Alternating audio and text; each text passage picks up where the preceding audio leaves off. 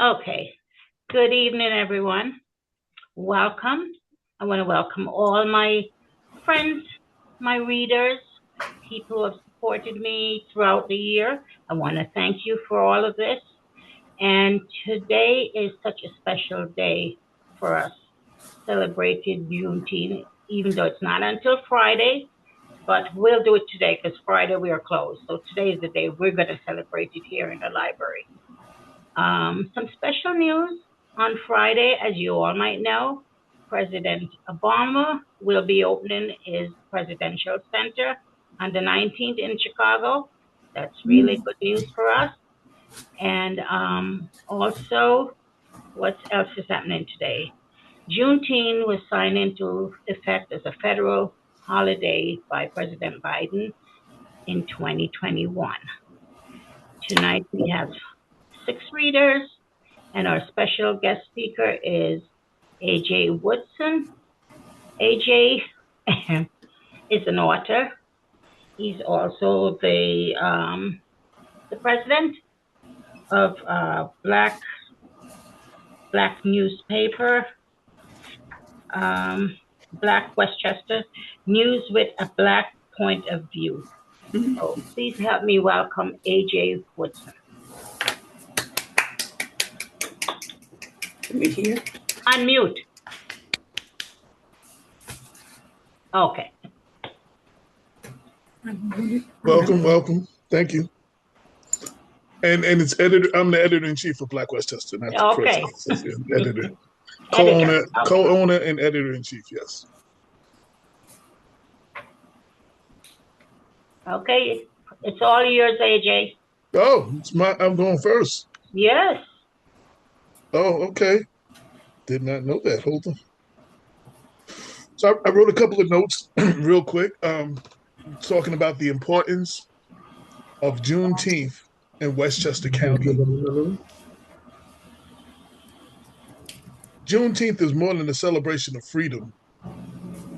It's a reminder of the long struggle for justice, equality, and self-determination that continues to shape communities across America, including right here in Westchester County. Observed annually on June 19th, Juneteenth commemorates the day in 1865 when enslaved African Americans in Galveston, Texas finally learned that they were free, more than 2 years after President Abraham Lincoln issued the Emancipation Proclamation. For Westchester County's Black community, Juneteenth represents both a historical milestone and a call to action. It provides an opportunity to honor the resilience, sacrifices, and achievements of generations of African Americans who helped build this county while often facing discrimination, segregation, systemic barriers. From the abolitionist movement to the civil rights movement and beyond, Black Westchester residents have played a crucial role in advancing the causes of freedom and equality. The significance of Juneteenth in Westchester is deeply connected to the region's own history. Long before the emancipation, enslaved Africans lived and labored throughout the Hudson Valley, including communities that are now make up modern-day Westchester County. Today's several historic sites help tell that story, including the John Jay Homestead in Katona, the John Sands House in Peekskill, the Philip Manor Hall State Historic Site in Yonkers. While the Phillips family amassed wealth through the labor of enslaved Africans and participation, got tongue tied. Participation of the colonial slave economic, Philip Manor has evolved into an important educational institution dedicated to exploring the 400-year experience of African Americans in New York, including slavery, resistance, emancipation, and the Underground Railroad. Westchester County also played a crucial role in the Underground Railroad, serving as an important corridor for freedom seekers traveling north towards Canada. Among these notable sites the historical Park Street AME Zion Church in Peekskill. The church serves as a key stop on the Underground Railroad and has ties to prominent abolitionists such as Harriet Tubman and Frederick Douglass. Another important landmark is the Foster Memorial AME Zion Church in Tarrytown, founded in part by formerly enslaved Amanda Foster. Recognized as the oldest Black church in Westchester County, the congregation provided shelter, assistance, and hope to freedom seekers, risking everything in their pursuit of liberty. These historic churches and community institutions stand as a powerful reminder that the struggle for freedom was not confined to plantations of the South. The fight against slavery, the quest for human dignity, and the pursuit of equality touched every corner of the nation, including Westchester County. These stories remind us that ordinary men and women, Black and white, work together, often at great personal risk, to challenge injustice and expand the promise of freedom for future generations. Today, Juneteenth celebrations throughout Westchester County bring together residents of all backgrounds to recognize Black history, culture, and achievement. Festivals, educational programs, parades, musical performances, worship services, and community gatherings, even virtual ones like this, provide opportunities to reflect on the past while inspiring future generations. These events not only celebrate freedom, but also foster dialogue about the challenges that remain in achieving true equality and justice. Juneteenth is also an opportunity to highlight the contribution of Black leaders, entrepreneurs, educators, activists, artists, clergy, and public servants who continue to make a difference throughout Westchester County. Their work builds on the legacy of those who fought for freedoms and help ensure that future generations inherit a more just and inclusive society. In a time when some seek to roll back the rights that generations fought and died to secure, and when efforts are being made to erase, sanitize, or whitewash portions of American history, and to be clear, Black history is American history, celebrating Juneteenth takes on a greater significance. Juneteenth reminds us that freedom is not guaranteed, and the progress is never permanent. The stories of slavery, emancipation, segregation, the civil rights movement, and the ongoing struggle for equality must continue to be told, not because they are comfortable, but because they are true. And I want to just say that part again. The stories of slavery, emancipation, segregation, and civil rights movements, and the ongoing struggle for equality must continue to be told, not because they're comfortable, but because they are true.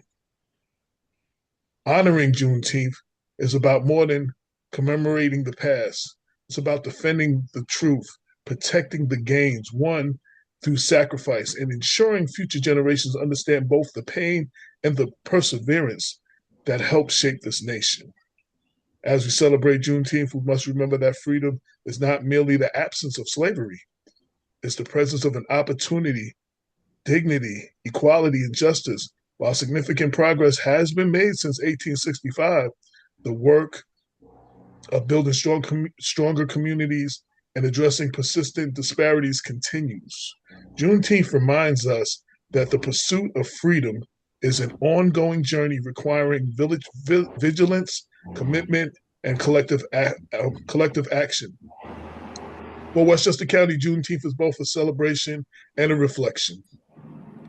It is time to honor those who came before us, celebrate how far we have come, and recommit ourselves to ensuring that the promise of freedom and equality extends to everyone.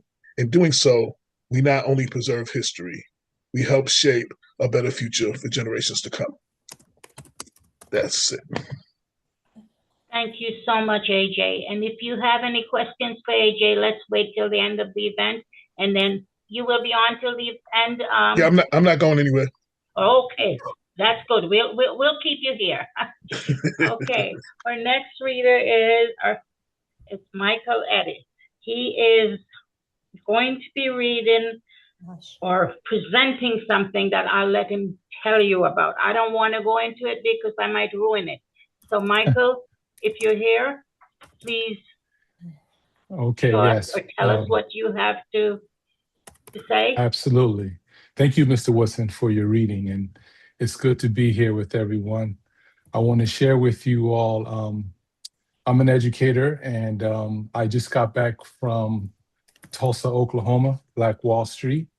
Some of the things that I normally do is I do research, and then I go to specific places, talk to the historians, and get a feel for how things were back then. I had a remarkable experience when I was in Tulsa, Oklahoma. I was there for about 6 days. I spoke to some extraordinary historians, descendants of people who were in the massacre, and I visited the museum. And so, what I do is I'll go get all the information, and then I'll make a blog about 4 or 5 minutes where the information is condensed to try to attract the younger generation and the older generation so that I can also give them a history lesson. So, without further ado, I am going to play you the video that I was able to. I wrote everything, but I spoke to, like I said, the historians and people of Tulsa. And this is what I came up with, and I will talk to you about it on the other side. I'm going to share my screen, and let's see here. Okay, so I hope can everyone see my picture, a still shot? Okay, Yes. so we're going to get started, and I will talk to you on the end. This is a summary of what happened from 1806 to 1921, and it's from the information that I got from the museum, the historians, the descendants, and just absorbing myself in that world. So here we go.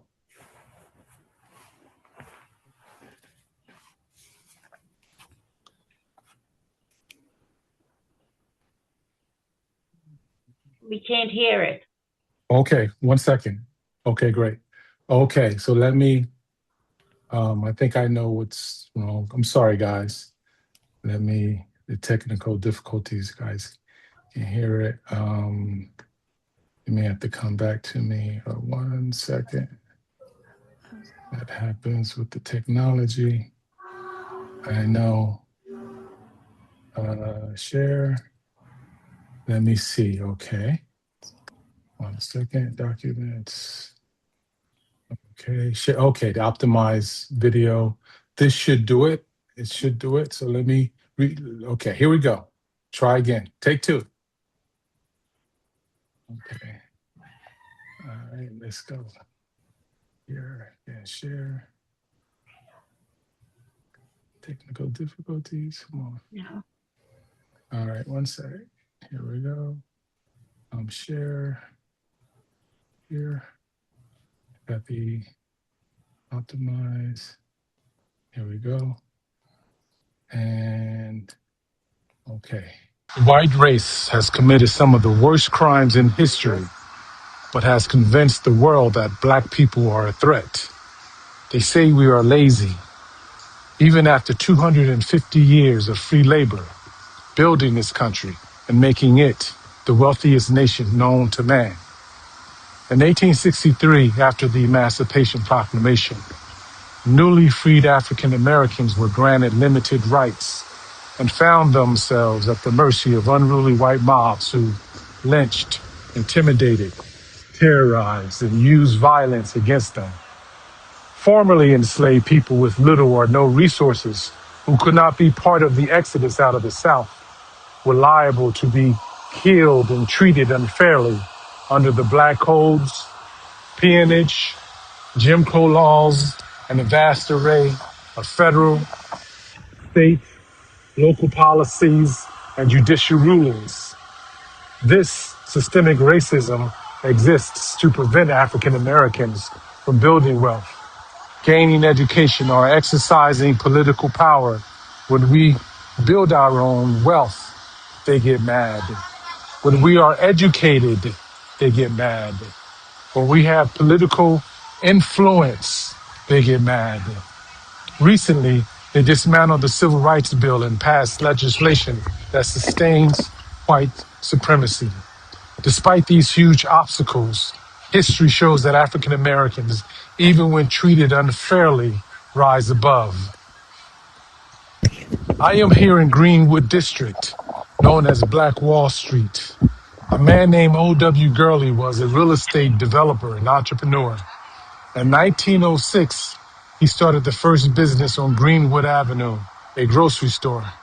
The main train station in Tulsa, Oklahoma, for the whites was at Cincinnati Avenue. Blacks were not allowed to get off there. The stop before it was Greenwood Avenue. When Mr. Gurley stepped off the train, his entrepreneurship and vision became clear. He sent flyers across the country to attract talented, ambitious people seeking opportunity to come to Greenwood, live, and build. Successful founders joined Mr. Gurley, and people followed, making Greenwood a district envied by whites who did not want black success. Fast forward to 1920. Black Wall Street had 191 businesses, including 15 doctors, one surgeon named A.C. Jackson, who treated all races, a chiropractor, two dentists, and a movie theater called Williams Dreamland Theater.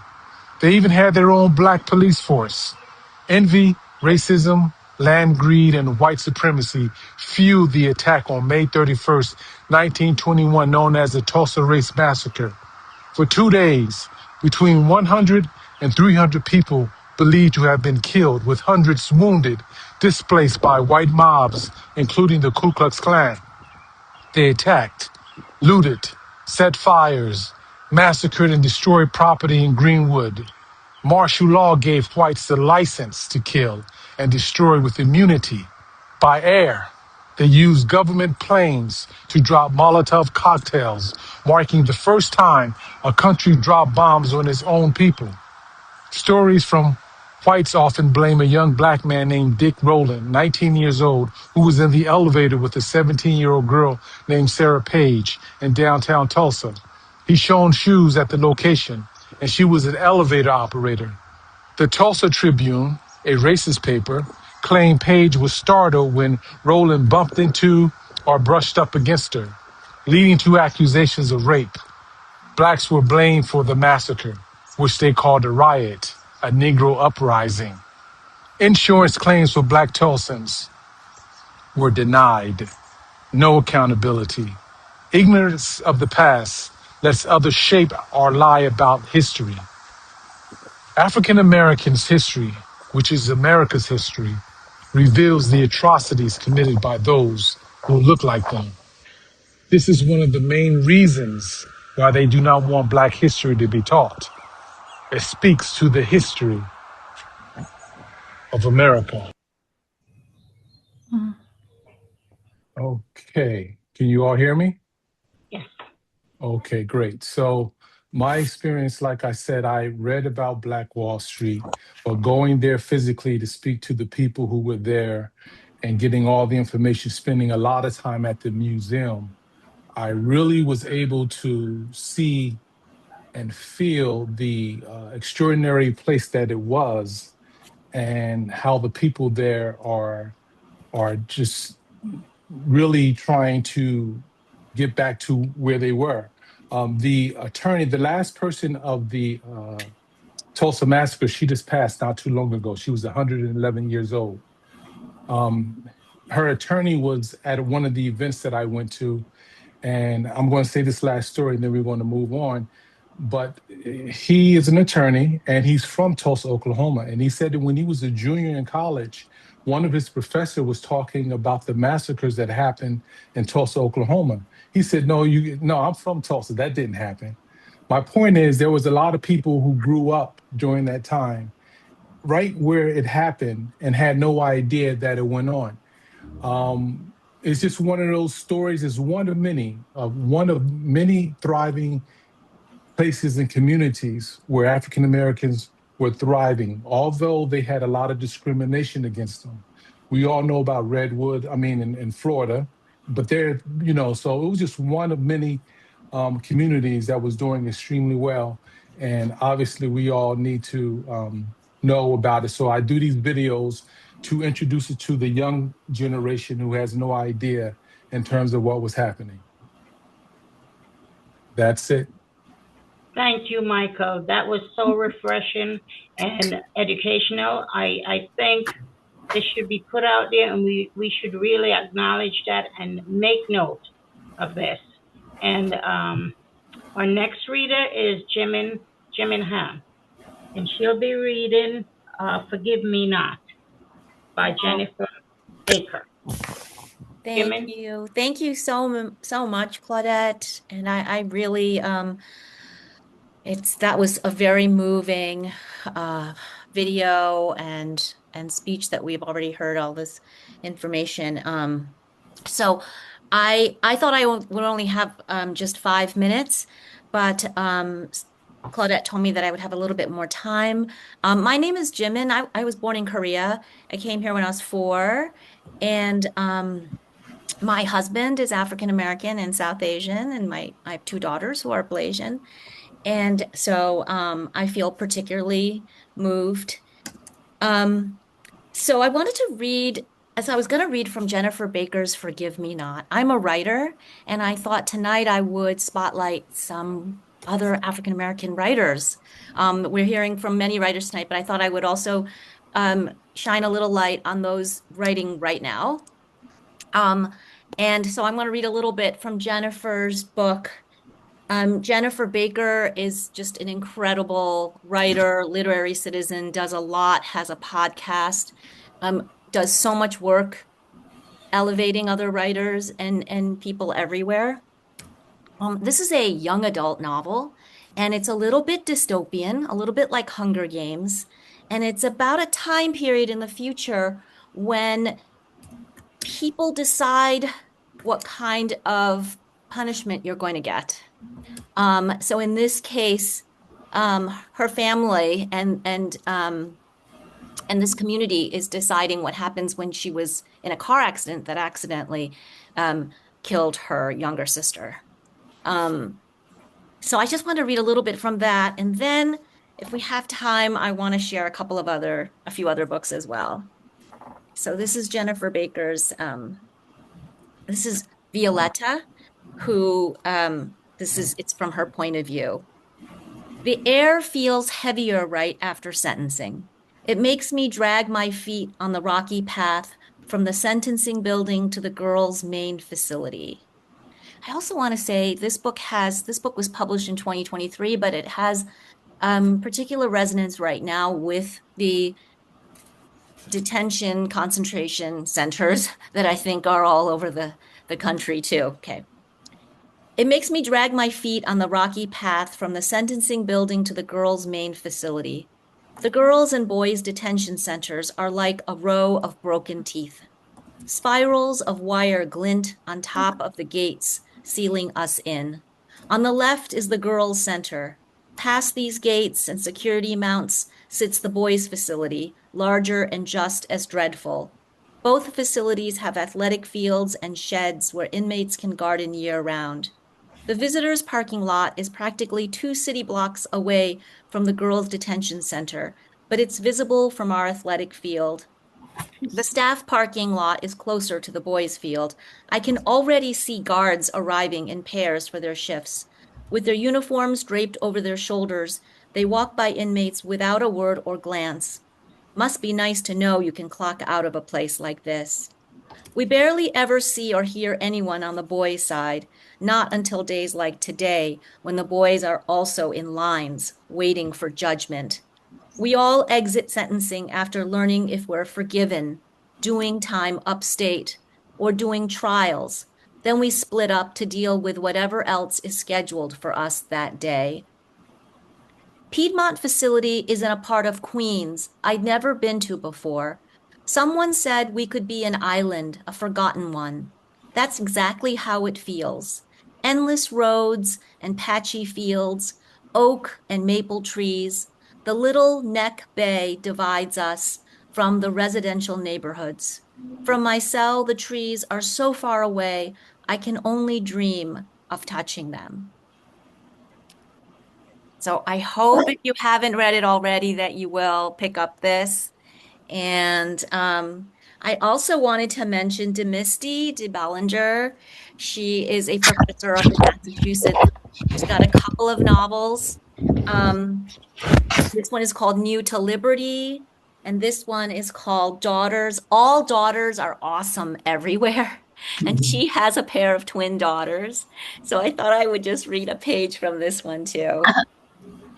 Dreams formed in rain. A chance of rain presents in a reality of a hailstorm, replete with lightning. Joey wonders how her oldest, Madeline, is faring in kindergarten. Carlos, now on floor time, starts screaming when thunder peals throughout the neighborhood. And the littlest, Freda, was at Joey's breast, suckling slowly and falling asleep. Joey worried about the car, the good car, left outside of the garage so she could quickly load it up with Carlos, Freda, diaper bag, backpack, purse, and bottles of water and pumped milk and cow's milk. And damn it, do not forget the phone again when she would have to leave in about a half hour to pick up Madeline from school. Again, attachment parenting felt like a trap. Joey looked out the window from where she sat on the floor near newly crawling Carlos, crying about the loud noises from the world outside, and saw pea-sized hail falling on the hood of the good car. So that's another one if you can pick this up. Okay, just in one other minute. I feel like books are so important and writers right now, and I see my friends out here. Barbara Josselson is there too. It's um it's who knows? Publishing is definitely feeling the effects of what's happening now nationally. So if you can, supporting these writers is great. I just wanted to mention that tonight. Stephanie Wambagu, Lonely Crowds. This is a debut. And I just wanted to read a little here. An incredible novel, and we share the same editor. A person doesn't choose when she is born. I was born in August, and it was August. Since it was my birthday, I blew out my candles. The happy, off-key voices of my friends and neighbors trailed off, and everyone clapped. They watched as the smoke rose faintly above the cake, dissipating before my eyes. And it isn't enough just to be born either. There has to be something or someone that comes first at the expense of everything else. Otherwise, there isn't any point. Of course, someone came to mind. That Maria wasn't here at the party was a source of great distress. When I met Maria, I learned that without an obsession, life was impossible to live. I'd forgotten. Now I remembered. So this is a great one. And the last one, which you may all have heard about, and my friend Maria, who's here now, told me, read this book, Tayari Jones's Kin. I'm just gonna read this epigraph that's by Gwendolyn, and then I will give up my time. We are each other's business. We are each other's magnitude and bond. Gwendolyn Brooks. Thank you, everybody. Thank you so much, Claudette. Thank you so much, Jimin. It's always my pleasure to have you. My next reader is Maria Maldonado. I don't know if she's here. I hope she is. Hi, Maria, are you here? I'm here, Claudette. And Oh, Claudette, hi, Maria. hi. Claudette, thank you so much for creating this space and making sure that we could all be here today. And thank you to everybody for for everything that's been done so far. So I'm just going to read a short passage from Black Liturgies by the author and poet Cole Arthur Riley. Don't know this, I'll just give you a brief description. It's a digital project and best-selling book by poet and writer Cole Arthur Riley, which integrates spiritual practice with Black emotion, literature, memory, and the body. And it was created as a sanctuary to process rage and hope. It offers prayers, breath, invocations, and meditations. And this book was recently gifted to me by a very good friend of mine's, and I'm going to read the chapter that's aptly titled Juneteenth. It starts with ancestors. Freeing yourself was one thing, claiming ownership of that freed self was another, by Toni Morrison. Dreaming. Words in bold can be recited in unison by a collective. And so as I go on, you'll know the collective sentence. Gods of broken chains, on this day we remember. We do not know how it felt when the word of freedom came. What release was felt in the bodies of those who made us? What disbelief, what joy, what sorrow? But would you allow some echo of it to resound in our bodies today? We gather not just to honor freedom wrung, but in protection and continuation of it. Let it resound clearly as we join voices on this day. We pray peace and deep rest for our ancestors, those who labored without agency over their bodies for generations, and those who chose the sea. Holding memory, we proclaim, we will not be owned. We marvel at the dreamers, those who clung to an imagination for liberation regained, those who fought, strategized, organized. Hold memory, we proclaim, we will not be owned. We thank you for those who became our own historians, who preserved culture in whispers by moonlight, transmitting song and name, holding memory, we proclaim, we will not be owned. We grieve for the brutality of families alienated from one another, the daughter ripped from her mother's breast, sister torn from brother, and we honor all the ways our people form new familial bonds, rising to nurture children and impart tenderness on those the oppressor sought to harden. Strengthen our own bonds now that the invisible thread stretching between each holy Black soul would be fortified by compassion and intergenerational healing. Holding memory, we proclaim we will not be owned. God, we pause for every body broken, bruised, and lynched. There are stories that reside in our bodies, both known and unknown to us. Keep us near to our own flesh that we would protect one another from the brutality of white capitalism. May the rest and care that were denied to our ancestors be found in us today. Holding memory, we proclaim we will not be owned. And this joy in us, this durable, defiant joy, would you shield it from the mouth of despair? Remind us that there is no void that can match the strength of our collective hope. Keep our songs alive, every verse, every dance. May our humor survive as we play and laugh. Show us the many faces of joy that all who dare encounter it will find themselves at home. Holding memory, we proclaim, we will not be owned. Now may the same God who spoke to Harriet make the sound of liberation clear as night to us. May the divine hold us in the same holy darkness that protected our ancestors on the journey. And as we remember, may they shield us from despair, knowing that our story is more than pain. Ours is a story of dignity. Let us reclaim it.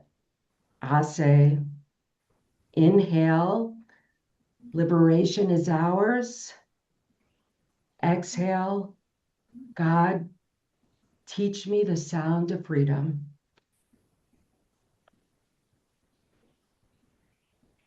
Thank you, Maria. That was wonderful. Our next reader is Thomasina Myers, and she will be reading something that she wrote. It's called Delayed Freedom. Thomasina?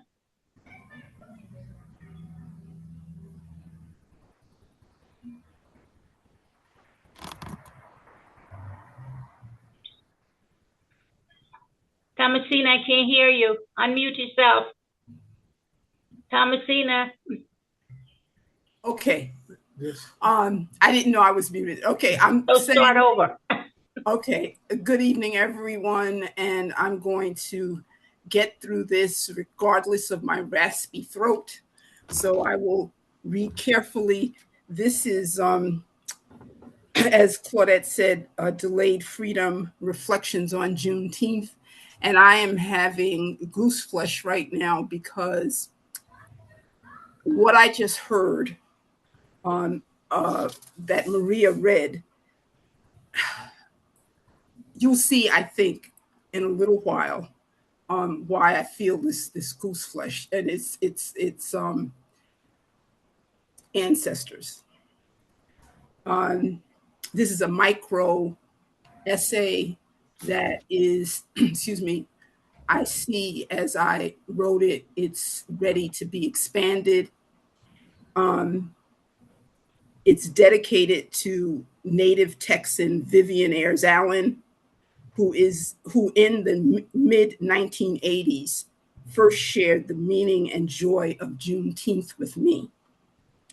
June 2022, I stood behind a woman waiting in a short line at a Westchester bank. When she stepped up to the counter of the teller, she asked, "Why is the bank closed tomorrow? And what's Juneteenth?" The teller gave a quick glance over the customer's shoulder and looked at me. The teller hesitated and in a low voice said, "I'm not sure, but some kind of Black celebration." Her voice trailed off. "Oh, well, you get to have a day off," the customer replied. In that moment, I wanted to intervene in their exchange. I wanted to represent and educate, but I had no pithy elevator pitch for making Juneteenth mean more than just some kind of Black celebration. Then and there, I didn't have enough specifics about Juneteenth to do it justice. I needed significant information that would pique interest and set Juneteenth apart from every other federal holiday that was just get to have another day off. I didn't fully know why I felt this way. Part of the why would come to me in the 6th year of Juneteenth as a full-fledged American holiday. A couple of years ago, on the eve of Juneteenth, a reporter asked, let's call him a major DC official leader of leaders, for a comment about Juneteenth. His reply, "I think there's too many holidays." The comment jabbed me and still comes to mind almost every year. I confess that I've only been an observer of brief, obligatory television news bites of Juneteenth festivals in different parts of the country. Why is the bank closed today and there are too many holidays repeatedly comes back to me. June 2026.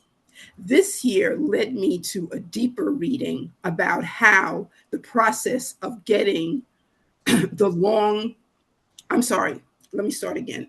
June 2026. This year led me to a deeper reading about how the process of getting the long enslaved news of freedom to my ancestors, June 19th, 1865.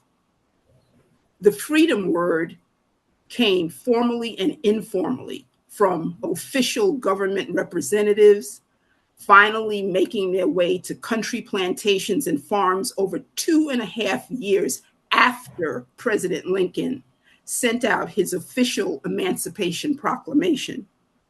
Informally and less trusted, enslaved workers passed the news of freedom as they could amongst themselves, plantation to plantation. I read the passages about the political facts of the Emancipation Proclamation and the waylaid freedom facts, later to be labeled and celebrated as Juneteenth. The external facts in these instances of American history are indeed important, but what calls me most deeply are the imagined interior lives of enslaved Black people in America. In interviews with former slaves conducted more than 70 years post-emancipation, no event would stand out with greater clarity in their minds than the day they heard of their freedom. I took a step into imagining what it might feel like to hear, "You are free, we's free." Freedom, external definition, the power to act, speak, or think as one wants. Inside yourself, in the moment of the freedom announcement, how do you put into words what has been imagined in the mind for years?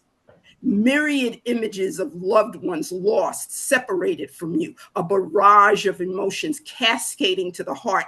Then suddenly you're in a swirl of free, free fall, free form, free for all. The heart must speak, and from the tongue, voice, the two-letter verb, be. No need to conjugate, just say it.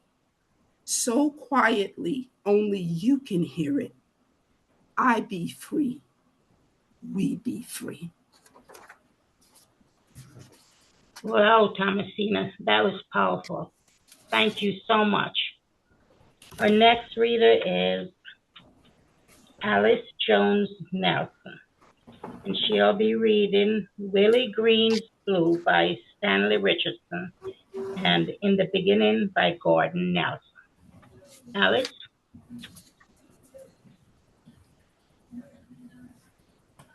Alice? Thank you. I am here. Let me. Oh, hello, Alice. Hi. There I am. Okay. Okay. It's an honor to be here, and thank you for this wonderful forum and the opportunity to share culture and heritage with like-minded folk. So I appreciate being here. Um, uh, a surprise for me was that have had the virtual opportunity to meet the publisher of Black Westchester, A.J. Woodson. And it's nice that we have the same initials, A.J. Way back in the day, in the, I guess, 80s, early 90s, maybe, there was a magazine that I founded called Inside Black Westchester. And Thomasina Myers was one of the stellar writers for that. So now let's get to the reading. I have just returned from Florida, where I attended a Juneteenth film festival. And during that film festival, it was part of what they called, this was in Alachua County, Gainesville. They called it the countdown to Juneteenth because they started counting on Florida's Emancipation Day, which I believe was May 20th. Now, Emancipation Day in Florida was the day that Union soldiers read the Emancipation Proclamation from the state capitol, from the state house. And so that was, and of course, that Day, Emancipation Day, is different for different people in different states.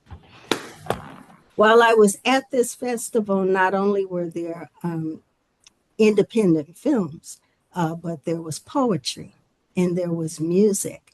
And one brother stood out for me. I appreciated his poetry so much that I purchased his book. And so now that's one of the things I'll be sharing with you. His name is E. Stanley Richardson. The name of his book is Hip Hop is Dead, Long Live Hip Hop, The Birth, Death, and Resurrection of Hip Hop Activism. And the name of the poem is Willie Green's Blues. And when I originally sent my notice to the host tonight, I identified my presentation as lyrical poetry. And the reason I said that was because it sounds so musical to me. Willie Green's Blues, dedicated to Mr. Willie Green, blues legend of North Central Florida. Willie Green, Willie Green, Willie Green. Lord, Lord, Willie Green. Seasoned blues man, last of the original second generation eyewitness the blues. Oh my Lord, did I witness all them colors? All them colors. Platinum, silver shining harmonica, white, black, brown guitar picking, lime green sport coat wearing, blue could be suede, blue looks like suede, shoes. Lord have mercy. Lord have mercy on me. Old man playing the blues, singing the blues. One more time. One more this time. Lord have mercy. Lord have mercy on me. Multicolored crowd, head bobbing, hand clapping, finger snapping, toe tapping, floral feelings. Beautiful. Color and expression. Enjoy the spectrum of Willie Green's blues. Sitting beneath happy skies, singing more shades of blue, more than I ever knew existed. Lord have mercy. Lord have mercy on me. Them blues, them blues. Lord, Lord, them blues. The firstborn child of the American Negro slave, all day toil into the night, cotton field song. All grown up, strong, and runaway free, free to feel its own pure, deep blue rhythm and pain. Without shackle, without chain, only to discover a broken heart is a broken heart. A broken heart is a broken heart. Tied down or running wild, bound up or flying free. A broken heart is a broken heart. Lord have mercy. Lord have mercy on me. Lord, Lord, singing the blues, singing the blues, singing the blues, singing the blues all these years, Lord, my tears, Lord, my tears, my tears, my tears still taste salty. That was the first selection. And the second is from a homegrown poet who has passed on by the name of Gordon Nelson. And this particular poem appeared in the book called Glow Child and Other Poems, selected and with introduction by Ruby Dee. And this was published in 1972. And the name of this poem is In the Beginning. In the beginning, God created the world. And in the world, he created the birds, the flowers, the trees, the sky, sun, moon, grass, and all other things which make you laugh when you're in love and make you cry when you're alone. Then God created man and woman.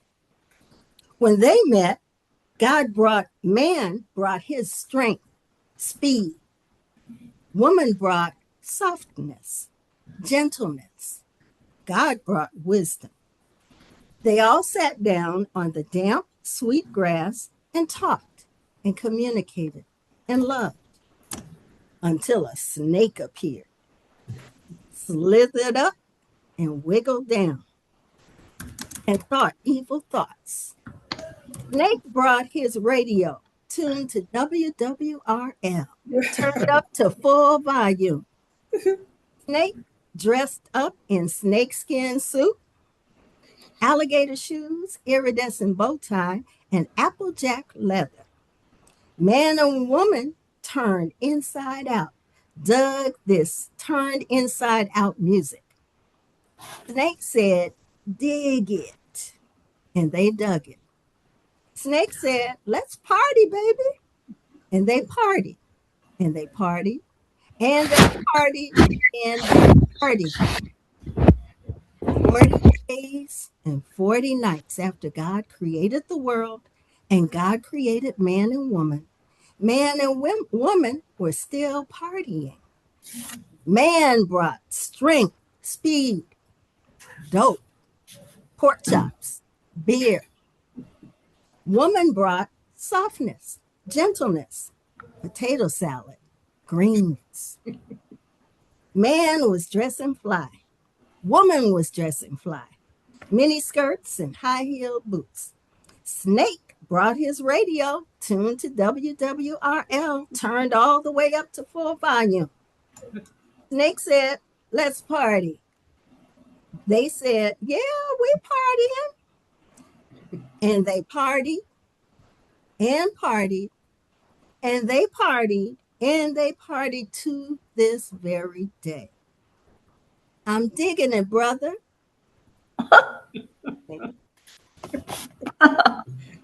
Thank you so much, Alice. I should give you your name. It's Dr. Alice Jones Neff. Thank you so much, and I really enjoy your poem. And Next I time I'll remember read WLIP or WWRL. That's way back in the WWRL. I remember that. One of these I'm days, not giving away my age. one of these days I'll read my own, okay? Oh, okay. I'm holding you to that. Our next reader is Tim Sinclair. Tim? Okay. Whoops. Okay. I guess you can hear me. I want to thank you very much for inviting me. And when I was a young man going going to school, I didn't I didn't like like history. I didn't like poetry.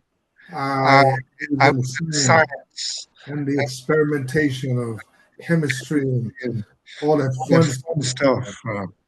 And as I got older, I heard somebody say, those who don't know history are doomed to repeat it. And I took an interest and I started reading history, all kinds of history. And now that I'm an older adult, I find I'm reading more and more history. And this is what excites me about things that I didn't know before that happened. And I had no concept of what happened on Juneteenth in my early years. I had no idea until probably about 10 years ago. Excuse me for intervening. I think that there are several people who are not muted and it's affecting your presentation. If everybody could mute. Juneteenth is modern times. Juneteenth is a holiday observed on June 19th, commemorating the end of slavery in the United States. It has been called Jubilee Day or Freedom Day. It has been celebrated since 1866 and is considered to be one of the oldest continuing African American holidays. As Juneteenth grew and spread across the United States, so did the celebration that accompanied it. Focus shifted from the end of slavery to the celebration of Black rights. Celebrations hosted guest speakers and read literature to promote racial equality in the country. By the 1920s, Juneteenth was celebrated in most Black communities across America, and it was an important social event. Even department stores started to run advertisements for new clothing to buy to wear on Juneteenth. Celebrations included everything from rodeos and baseball games to fishing and barbecues. Though Juneteenth grew and spread after the Civil War, the rise of segregation laws during the early 20th century caused celebrations to decline. Starting in the 1890s, rules began appearing across the South, segregating spaces based on race. These were called Jim Crow laws. These rules were put in place to suppress the improvements made by Black Americans and physically separate them from everyone else. Conditions only worsened during the Great Depression in 1929, as fewer opportunities for work were available, and race became a key factor in the hiring process. This competition only served to increase the tensions between Black and white communities. The outbreak of World War II, however, provided an opportunity to face evil on two fronts. Black Americans launched the Double V campaign to promote not only ending tyranny in Europe and Japan, but also ending segregation at home. Though Black soldiers still served in segregated units, their service and sacrifice on the battlefield began to erode the race barriers, leading eventually, officially, the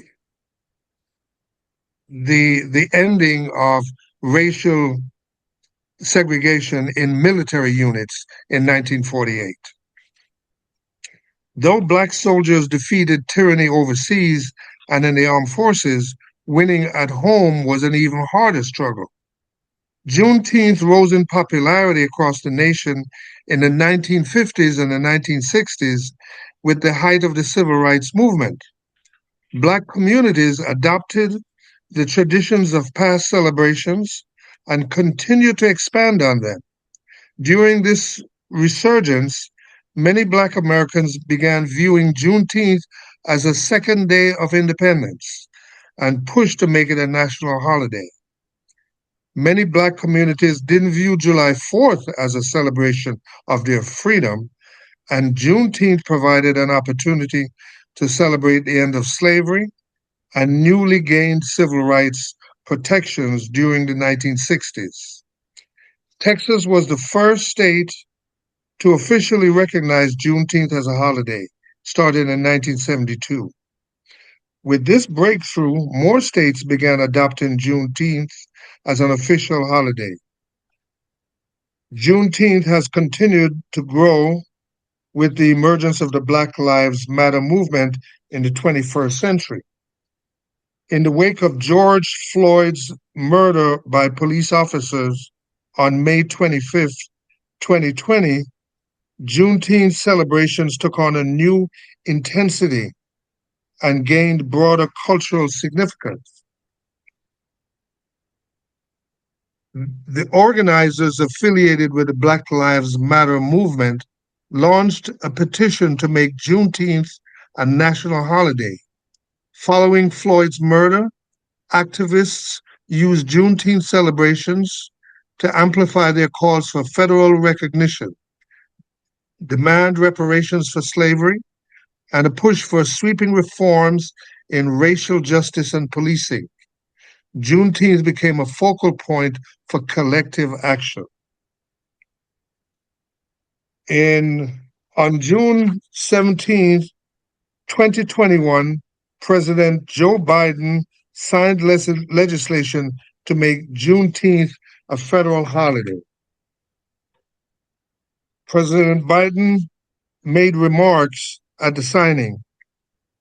Quote, Juneteenth marks both the long, hard night of slavery and subjugation and a promise of a brighter morning to come. This is a day of profound weight and profound power, a day in which we remember the moral stain, the terrible toll that slavery took on this country and continues to take. It's called America's original sin. By making Juneteenth a federal holiday, all Americans can feel the power of this day and learn from our history and celebrate progress and grapple with the distance we have come, but considering the distance we yet have to travel. And I thought that was just so powerful for him to have said all of those words, to generate all that feeling about an historical event. Thank you. Thank you so much, Tim. Our next reader is Gretna Wilkinson. Where are you, Gretna? I'm here. Thank you, Claudette, and thank you everyone for being here. Tonight I have two of my own poems that celebrate freedom with music, humor, desire, all of it, prayer, mischief, and joy. The first one is from my jazz collection. It's called Reggie's Call to Prayer, and Reggie is a character in every one of the poems. He he goes the backstory is he goes to the pub every Friday night. He loves Guinness, and sometimes he gets into just mischief. He's lovable. Reggie's Call to Prayer. I didn't expect the horn and its friends to make me a target for my own emotions. With the first note, where? In Where is the Love? I remembered my old crush, Roberta, and my rib cage caught fire before the rest of me was ready. My head began bobbing to jazz, funk, pop, finest fusion. I put my hands on my head to stop the action. When that didn't help, I called upon the Lord over the music. It's madness up in here, Lord, I told him. Folks didn't take kindly to me dropping prayers out loud in the middle of a song like that. Soon the godless drinkers screamed at me to shut the F up and get the hell out. So I stopped praying the Lord's Prayer for myself and I prayed for them. Forgive this pack of swamp-sucking sinners, O Lord, I beseech thee. They knoweth not what they doeth. Threats stopped, music hushed, and I knew the Lord was in my corner. Miss Hoarder of Guinness, the waitress, who had just refused me another pint on account of me being already over tipsy, she started clapping, giggling, and mumbling, hee hee, pack of swamp suckers, swamp suckers. I felt some of all kinds of strangenesses inside of me. Mysteriousness, like I was about to start loving myself again. I headed for home, echoes of Roberta trailing me in the wind. Where is the love? Mm. So that's Reggie. I love him. Now, this one, I was listening to Roberta Flack singing Cole Porter's song, It's All Right With Me, where the singer is he's telling the woman, yeah, you got a beautiful face, but that's the wrong face, and this is the wrong song, and this is the wrong night, but I got somebody I want to forget. Don't you have somebody you want to forget too? Maybe we should hook up. It's all right with me. And I thought, how about if I wrote a poem where she responds to him? So this poem is called Wrong Song, Right Night. I know you know this hour wears the wrong name, and this room is off limits. But your voice, man, mm, Your voice slides past the rules, slick like a horn after midnight, like it's played this mischief before. Everything's wrong. Wrong face, wrong smile, wrong song. One of my hips swinging sideways, the other taking its time. Lordy, lordy, this wrong's got rhythm to it. You see my lips moving? They're trying to tell you no, but they fail the way a shore fails when it tells the tide to stay back. You are not the one my heart rehearsed for. That tune collapsed backstage. So now I'm stepping out of my careful shoes to slip barefoot into the beat. Do-wah, do-wah, do-wah. See what I mean? My pulse just went live. You're here, and here has a heartbeat. And baby, that beat, it votes. So what if this is the wrong song? So what if this is borrowed fire we cannot keep? Baby, tonight, it's all right with me. Thank you. Thank you, Gretna. Wonderful, wonderful. Always. I just want to thank all the readers and everyone who attended. Jim and I love all the hearts. Yes, I do love them. And I feel want, them. I'm going to open it up to questions. Please feel free to ask anything. I'm here. And everyone, please join in. Ask whatever question. We'll try and answer it. Question, come on. I know you have it out there.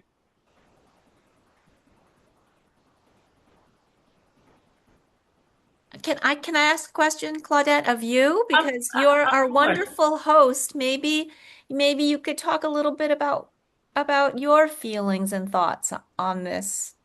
On Juneteenth? On Juneteenth 2026. How are you feeling? You know, I feel today I feel good because I'm doing this. It's something I love. And doing programs like this one is near and dear to my heart, as you know, and as well as doing all the other things I do. But, you know, I feel a special connection to doing the Scarsdale Read, the Black History Celebration. This is our first time doing Juneteenth, and I'm hoping that this will become an annual event and people will find it interesting and find it so enlightening that they want to be a part of it. This week, I find a lot of disturbing things that even though we're free and we have come a long way, there's still a lot for us to do. Our first African American lady, Michelle Obama, was referred to as a man. That disturbed me greatly. And a lot of backlash is going on, but I think we need to do more. We really need to let our voice be heard, and we need to say a lot more. And programs like these are what we need to have out there to let them know that, you know, we as Black people, as a mix, we're a melting pot. We're not just Black, we're people of color all over, and we need to do better. And we need to shout out more and make our voice be heard. So, does that answer your question, Jimin? Thank you for sharing that. No, because you do such a beautiful job of bringing all of us together and creating this. And year after year, you've been the powerhouse of the library doing this. So I really appreciate it. And I just Thank you so thought much. you should be able to say some words. Yeah. Thank you. Anyone else? Anyone else? AJ, do you wanna? Where's AJ? I don't see you. AJ, are you here? AJ? I'm here. Okay. Do you want to add to anything?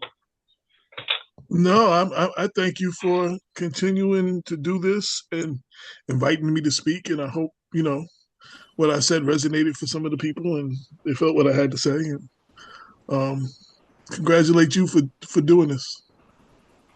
Thank you. I Thank had you. a question for Michael, but I shared it in the chat about his blog. And I think if all of us, if, well, I know some people don't want to be on TikTok, but if only to follow him, it would be worth it. And also, if each one reaches out to one, at least one more person, and let them know about the blog and ask them to reach out, I think it should get around more. And I also wanted to ask Michael if he's considered maybe sending out, maybe you've done it already, but mini clips to area schools to show them what you do so that you could come in to the schools and give presentations during their, even if they'll only let you do it during Black History Month, who cares? Or Juneteenth, we don't care, as long as you can get in there during one of their assemblies and present to the children of all levels. So that's, but certainly if you haven't done it yet, don't send too much of a clip because once they have the full thing, they don't need you. But yeah, just send out teasers, few different ones. Yeah. Yes, well, thank you, Gretna. I have done a lot of presentations in the past. This is my book here. This is a civil rights leader named E.D. Nixon. So I used to do a lot of presentations in New Rochelle, New York City, Alabama, New Jersey, and things of that nature.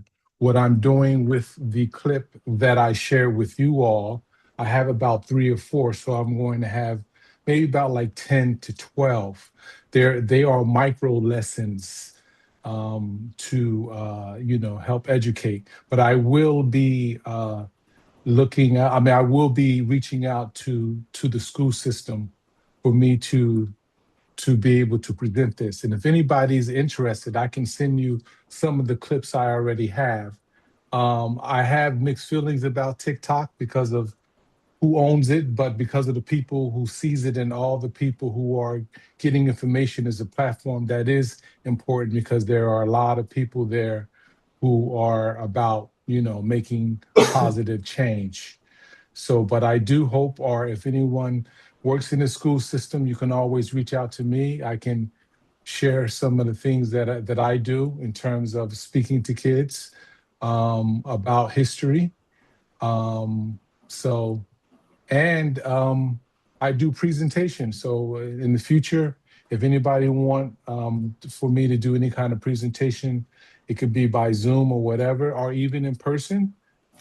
Just reach out, and I will glad to be able to share knowledge with everyone. I would. This is Patricia, and I would just like to add something to what Greta and Michael said. Michael, the presentation you did there of the Black Wall Street was, to my surprise. I'm from Jamaica, and I grew up in White Plains. At the age of 12, I lived most of my life there in White Plains, New York. Now I live here in St. Louis, Missouri. And not until I came to Missouri before I found out about Black Wall Street. And that's only because I went to a African American, what is that now? Celebration, and in the park, they had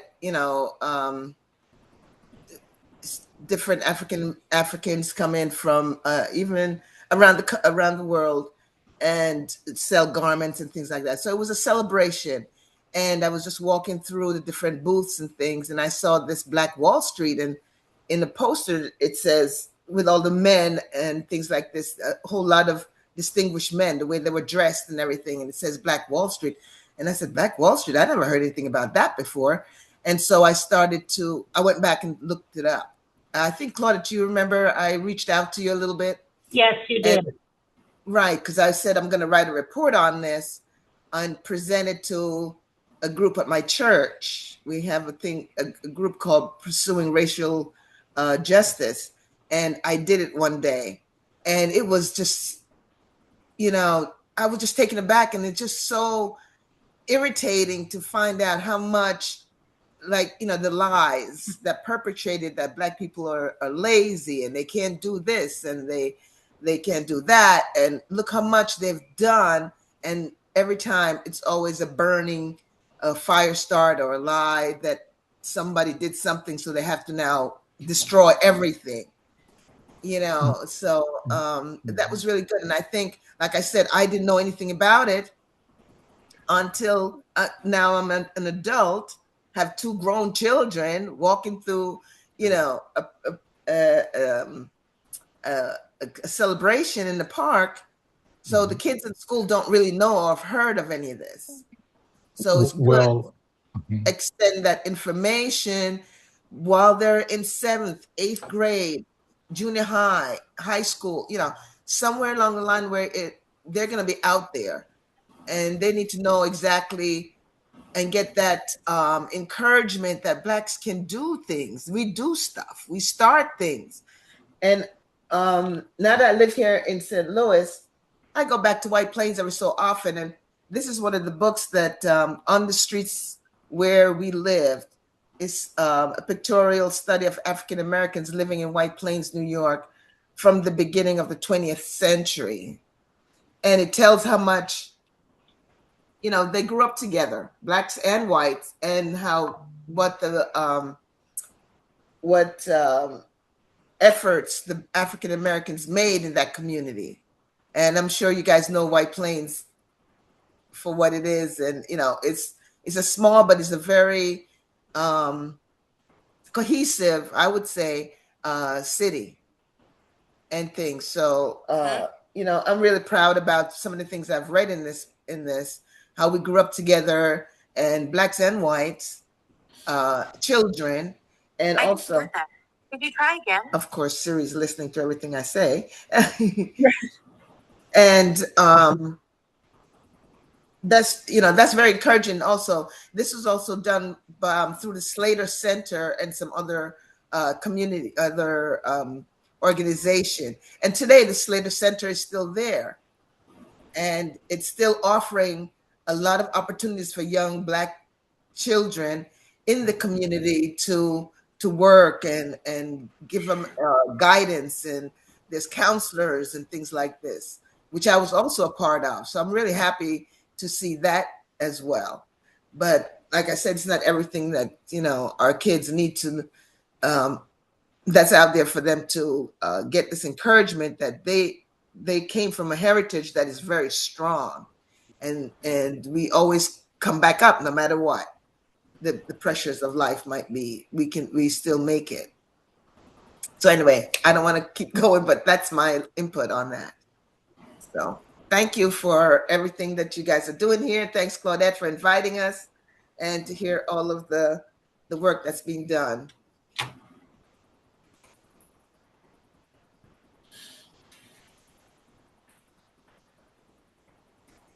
I had a question for I had a question for AJ. Could you tell us about share with us about Black Westchester, and when is it published, and all the kind of pertinent information about it? Thank you. Yes, I'm the editor-in-chief of Black Westchester. We're celebrating our 12-year anniversary.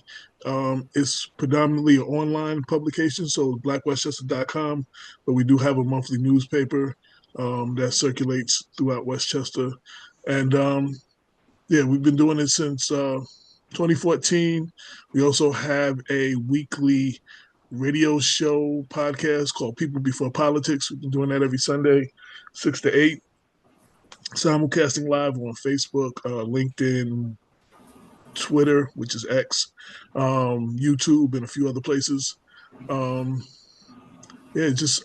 We started this. We started this because we wanted to change the narrative of how we were being portrayed in the media, and two, my partner Damon K. Jones, he used to work corrections for 33 years, and he's very outspoken. And I had came back up from Atlanta to take care of my mom, who had stage 4 cancer in 2014. So he was having a press conference.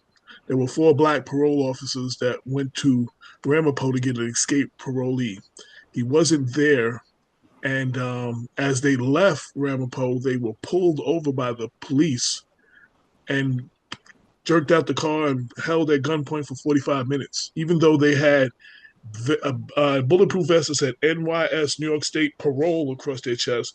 They had badges on chains around their necks, and they were in a government vehicle. So basically, nobody got in trouble. Nothing ever happened.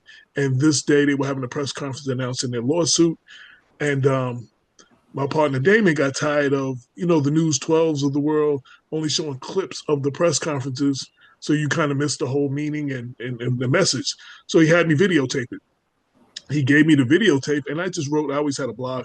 I wrote something on my blog basically saying, if it's not safe for them, what's the average brother like me, what chance we got on the street? That ended up being the birth of this thing called Black Westchester. Doing stories. So we hold elected officials' feet to the fire. Got a lot of elected officials in. A couple of them didn't act right. We helped them get out. We've helped a few wrongfully incarcerated people get released and exonerated, and we're responsible for some racist cops being suspended, fired, or disciplined. And then, in the case with the guy who got exonerated, those 2 cops actually went to jail, if you want to call 8 and 20 weekends jail, but they went to weekend jail, meaning they're free all week and then they go in just for the weekend. But they still lost their jobs though. So we've been doing that, and been making a lot of noise. You have a very big digital footprint. I've since gotten 2 journalism fellowships from the Craig Newmark Graduate School of Journalism, and we've got a plethora of awards. We were honored as best local news website in the nation about 8 years ago, and City and State had us in their top Westchester top 100 for about 4 or 5 years straight. So I don't know if I answered the question, and I'm just talking, but so that's what we do. We just try to educate our people, educate the people in our community. Period. We deal with all the issues. We try to teach people their rights. A lot of times, people don't know civics. They don't know what these offices do, and we're kind of like when the little man doesn't, is getting taken advantage by the system. We kind of are the equalizer, and we can't fight for themselves and speak for those who can't speak for themselves, and it's kind of what we do. Excellent. I appreciate it. You mentioned people before politics. Is that a podcast? Yes, the podcast. We do it every Sunday, 6 to 8.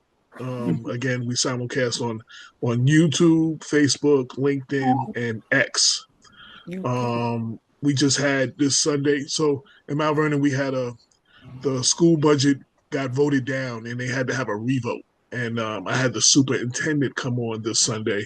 The vote was yesterday, Tuesday, and because there was so much misinformation being put out, and I had him come on and clear the record up, and it helped, and they were able to pass the budget yesterday, despite all the, people that were trying to, get it not to pass and put the misinformation out. So we were very instrumental in helping that situation this week. Thank you. Some rich offerings, very rich. And I have 3 books out too. As Claudette mentioned, the first book is on how we got started as Black Westchester, the origin story. The second book is Black Westchester Celebrates Black Women of Westchester. I don't know if you can see that. Celebrated the historical achievements of many black women in Westchester, like Shawn Patterson Howard, the first Black female mayor of Mount Vernon, Vivian McKenzie, the first Black female mayor of Peekskill, and on and on and on, and went through the history of packed in as much history as I can on Black women. And then my last book was the 50th anniversary of hip hop, so I wrote a book celebrating the hip hop from the 914. The whole achievements and all the people that you know and don't know, and how important this region was to the beginning, the cause of hip hop. So those are my three books. I'm working on one right now about the people that got sampled in hip hop. The Isaac Hayes, that whole story of how that happened, the people that did the sampling and all that, and that should be out sometime in the fall. Excellent.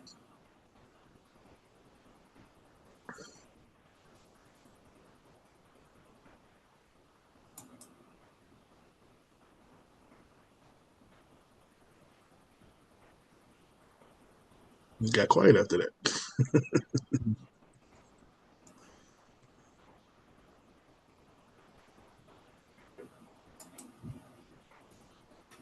Well, I don't want to take up too much time, but I am really, when I'm in this atmosphere and I'm getting all this wonderful energy, it makes me feel so good.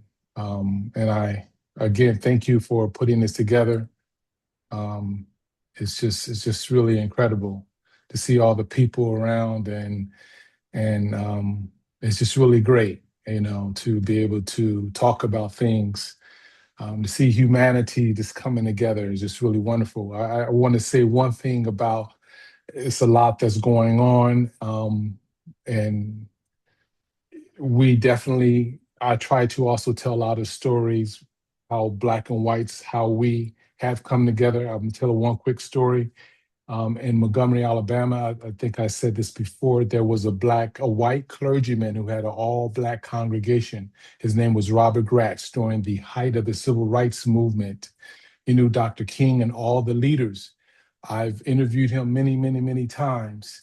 And when someone who doesn't look like us speaks up, they are castigated. In his car, they had, in lover. They would call in Montgomery, Alabama, to his house. Where are your kids? We're going to. Um, and it takes a lot of courage for people to speak out. It seems like, I'm starting to see a lot of people who are just coming out of the shell, because we do need a spectrum of voices, especially on their side, to start saying something. But it's good that we're here and that we are just engaged. So thank you again for everything, everyone, for your voices and all that good stuff.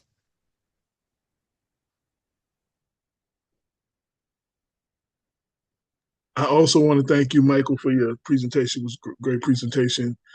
And we have to keep those stories alive about Black Wall Street and stuff like that. We had a local woman, Dr. Olivia Hooker.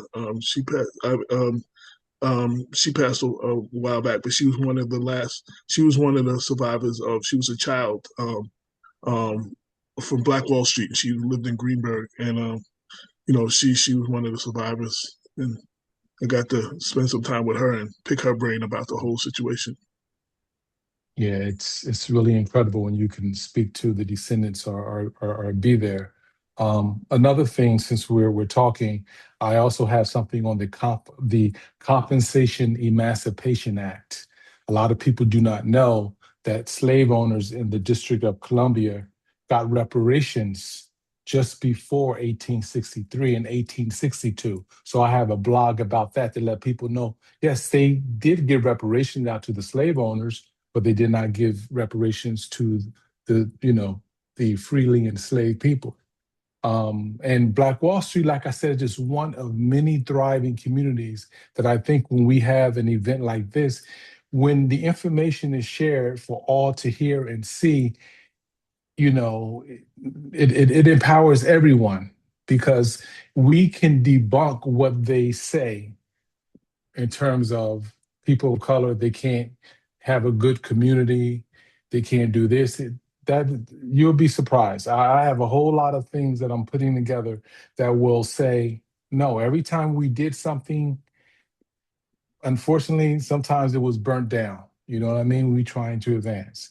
But I think through education will help everyone and help this nation hopefully get back on the right track. Hopefully. No, Michael, there's another topic that I think is interesting, maybe, is the urban renewal, so-called urban renewal word, statement, or whatever. That's a misnomer too. And that one just is all over the country. Yes, a great topic. Yes. Yes. And so I just went to the museum here in St. Louis that had this whole thing on this one section of St. Louis that urban renewal took over and just destroyed the community, the African American community, in the name of urban renewal. And that was the Mill Creek area, downtown St. Louis. Unbelievable. Should be called urban removal, because it's removing all of us from the community. Correct. Destroying, shoving you everywhere else, and we should hear the people talk about it. And they are folks, this one woman, I forget her name, she wrote the book. She grew up in that time.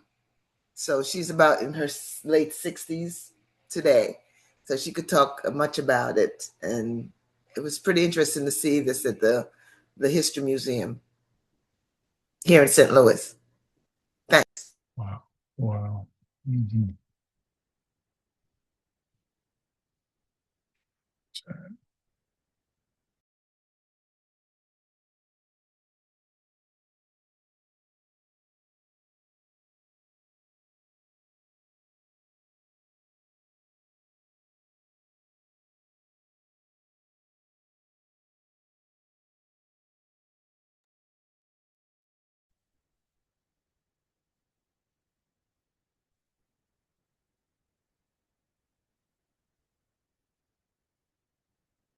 Okay.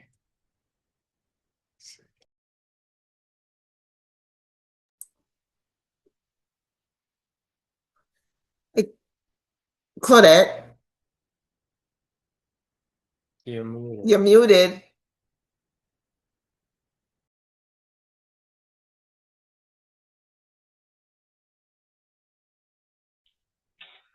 Okay. Did anyone hear what I said? I guess not. No, you're muted. I was muted. I don't know. I didn't mute myself. But any other questions? I want to thank you all for joining me. AJ, Michael, Thomasina, Tim, Maria, Patricia, my friend from St. Louis, and Andreas. Thank you for being here every Black History Month for the past 6 years. And this is new, so this will be the first year. AJ has done quite a few things for me, and I appreciate it. Thomasina, my dear friend, my mentor in a lot of stuff. And is Barbara still here? Barbara, are you still here? No, I guess not. Gretna? Barbara is here. Yeah, she's here. Barbara, hello. There's my mentor. This was Barbara wonderful. Johnson. Oh, Thank you no, so you're much. my mentor. She's been here for everything. Oh, thank you. What a wonderful program. I learned so much tonight. Thank you so much, everybody. Really, this was really enlightening and enriching and so valuable. Thank you. Thank you for coming to each one of my programs for Black History Month. From the beginning to last year, 6 years, Barbara has been here every single one. Wouldn't miss it. Absolutely. I know you wouldn't. And thank you so much for everything and for being here, making the time to sit here and listen to us, tell our stories. I really appreciate it. Yeah, each and every one of you. Good night. See you next year, same place. Yeah. Good night. Good night. night. Bye-bye. Good night. Things.